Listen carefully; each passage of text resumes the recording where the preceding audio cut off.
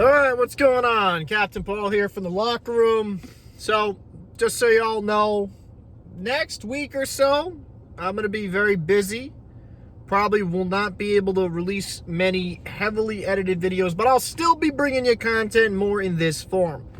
So, it had me thinking, and this is more of a topic video, so you can click off if you're not interested, but when does adoration and respect, or I would say enjoyment of a player, then become hate?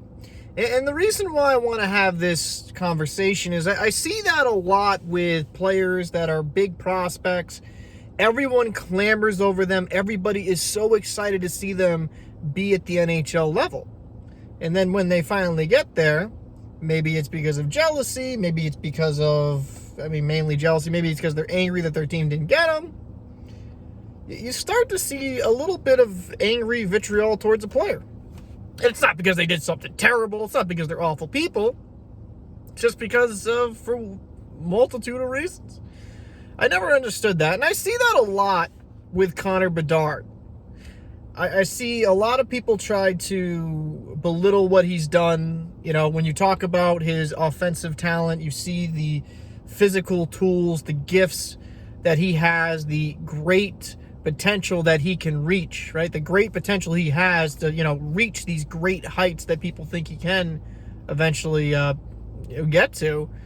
Now you start seeing a quarter of the internet to hating on him and saying that he's overrated or his plus minus is terrible, like McDavid or Gretzky's plus minus wasn't as bad as Connor Bedard's. And I think it's interesting.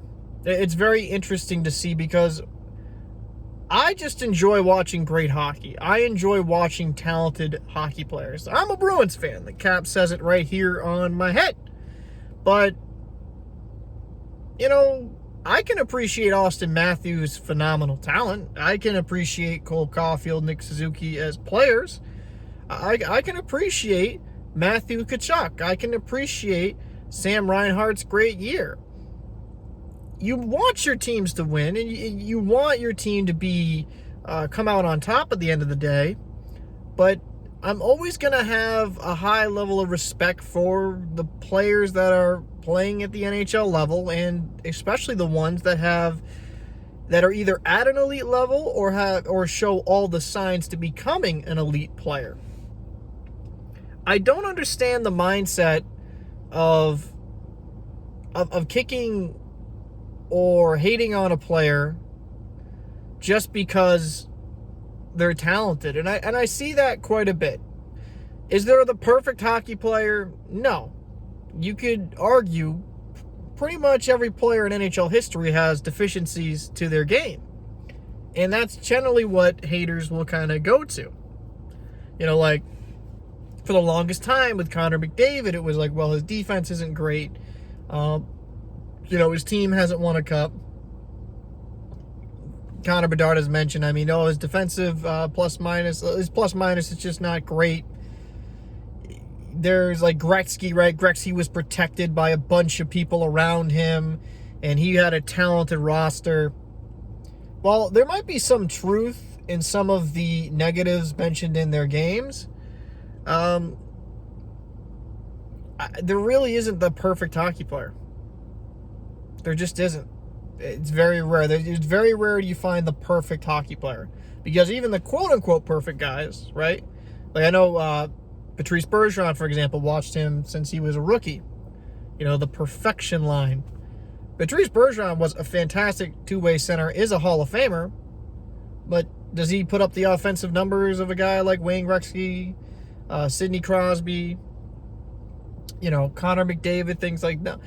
No. So you could say his offensive upside wasn't as high as others, but we understand that what he brought forth in both ends of the ice was special. And that's, I don't know, rambly video, but as a hockey fan, I enjoy and appreciate the special attributes of players that make them elite.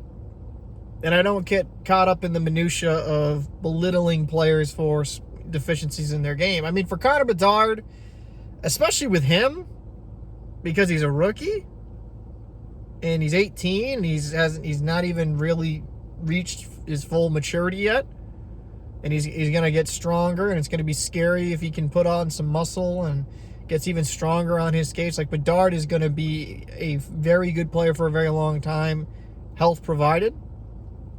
But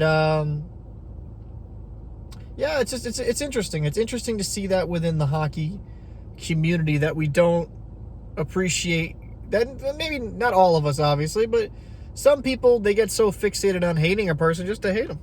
I don't know. Rambly video, so I'm not editing this. This is just going to go straight up, and if it didn't make sense, it's probably because I had a little bit of a long day. But I just popped in my head. I'm like, fuck it. Want to talk about it, so I'm going to talk about it. So I'd like to know your thoughts in the comment section. Why do players that are so coveted, loved when they're young prospects become hated when they become elite, or even hated when they show elite flashes? I'd like to know your thoughts down below in the comment section. I'm Captain Paul. See you in the next one.